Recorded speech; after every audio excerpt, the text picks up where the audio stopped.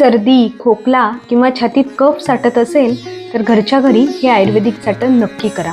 हे चाटण तयार करण्यासाठी आपल्याला 1 चमचा लवंगाचं चूर्ण, 1 चमचा ज्येष्ठमधाचं चूर्ण, अर्धा चमचा काळी मिरी पावडर, पाव चमचा दालचिनी चूर्ण, 2 चमचे आल्याचा रस आणि 1 मोठा चमचा मध लागणार आहे।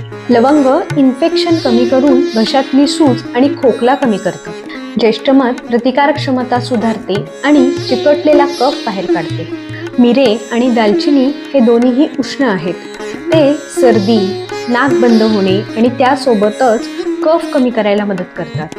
आल्याचा रस घशातील खवखव कमी करतं, तोंडाला चव आणतं आणि शरीरात साठलेला आम कमी करतं। मध हा उष्ण, शरीरातील कफ आणि खोकला कमी करणारा असा आहे, पण त्यासोबतच ज्याच्यासोबत हा मध दिला जातो त्या औषधांचा प्रभाव वाढवण्याचं कामही मध खूप चांगल्या प्रकारे करतं।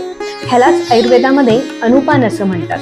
म्हणूनच आपण सर्दी खोकल्याच्या औषधांमध्ये मध हे अनुपान म्हणून वापरतो। एकूणच हे सगळे मिश्रण शरीरामधील कफ कमी करणारे, प्रतिकारक क्षमता वाढवणारे, श्वसन मार्ग मोकळा ठेवणारे आणि म्हणूनच श्वसन मार्गाचे आजार कमी करणारे असं आहे। सर्दी, खोकला, कफासाठी अँटीबायोटिक्स घेऊन आपली प्रतिकारक क्षमता अजून कमी करण्यापेक्षा घरच्या घरी करता येणारे हे चाटण नक्की घेऊन बघा।